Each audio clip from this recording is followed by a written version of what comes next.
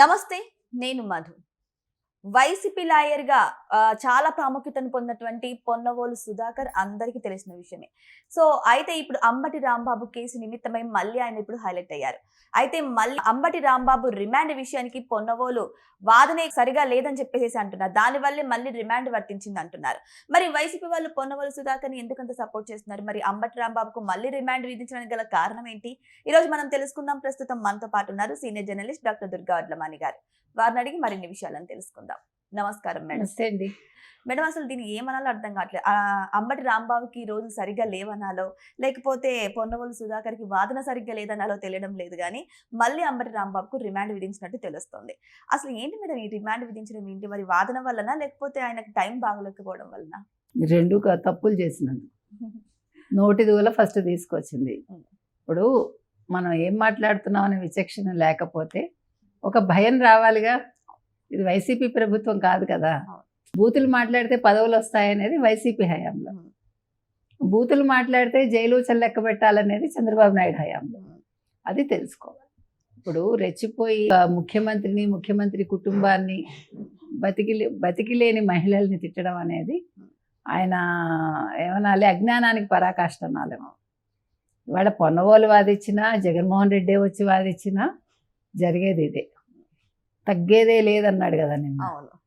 నువ్వు తగ్గేదే లేదేంటి, నిన్ను ఎలా తగ్గించాలో తెలుసని కోర్టు అంది. మొట్టమొదటి చంద్రబాబు నాయుడు అంటే చంద్రబాబు నాయుడు ఇంట్లో కూడా మహిళల్ని తిట్టినందుకు కేసు పెట్టారు.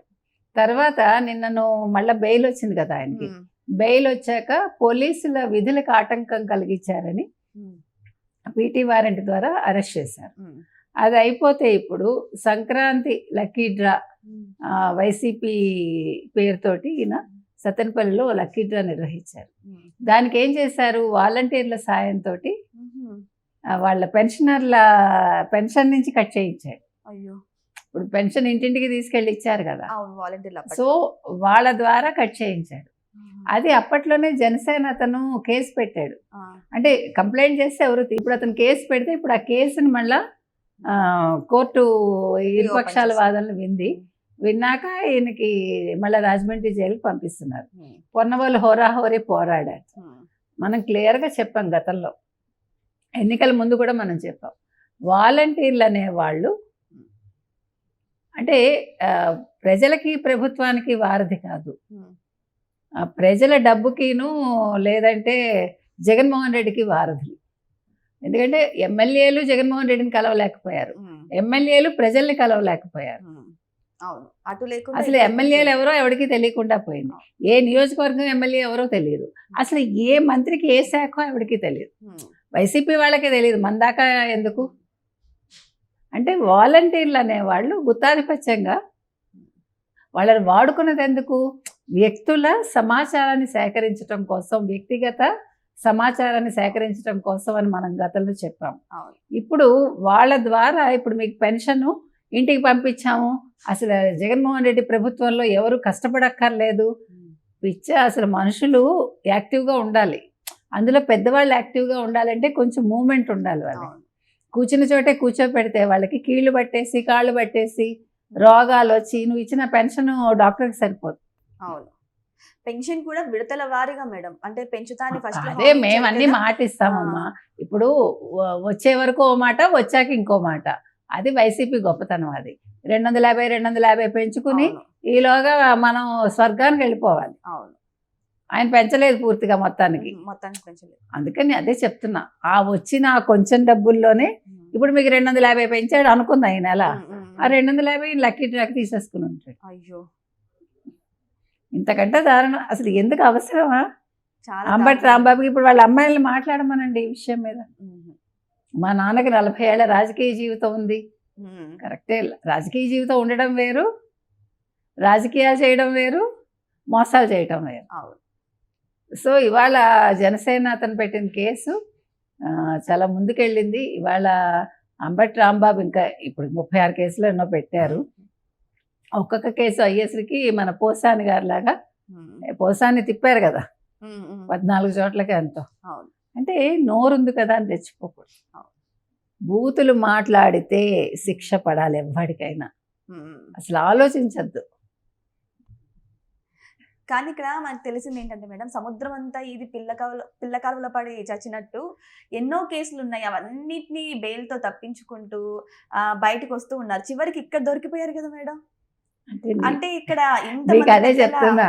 ఏదో మీరు చెప్పిన సామెత ఇంకో సామెత కూడా ఉంది, ఇంత బతుకు బతికి ఇంటి వెనకాల చచ్చారు. అట్లాగా అంటే 1000 గొడ్లు తిన్న రాబందు ఒక గాలివానకి చచ్చిపోతుందని. ఏ కేసు అయితే ఏంటి, కేసులో బలం ఉండాలి. అర్థమైందా? ఆ బలం ఉంది కాబట్టి ఇవాళ పొన్నవాళ్ళు అయితే ఏంటి, మరొకళ్ళు అయితే ఏంటి వాదిస్తే.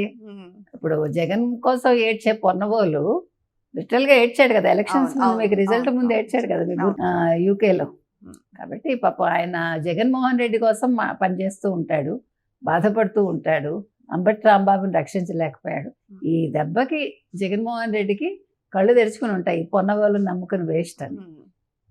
ఈ మధ్యకాలంలో పొన్నవాళ్ళు చేసినవన్నీ ఇలాగే అన్ని బెడిసికొట్టాయి ఈ మధ్యకాలంలో. అంటే అసలు ఒక పెద్ద సిస్టమ్ను పెట్టుకున్నారు, 100 మంది లాయర్లు ఎంతో. అవును, నేను అనేది 100 మంది ఉన్నా ప్రయోజనం లేదు, సరైన వాడు ఒక్కడు ఉండాలి కదా. అవును మేడం. ఆ సరైన లాయర్ని పెట్టుకోవాలి. సలహాదారులు అలాగే ఉన్నారు, లాయర్లు అలాగే ఉన్నారు, చుట్టూ ఉండేవాళ్ళు అలాగే ఉన్నారు.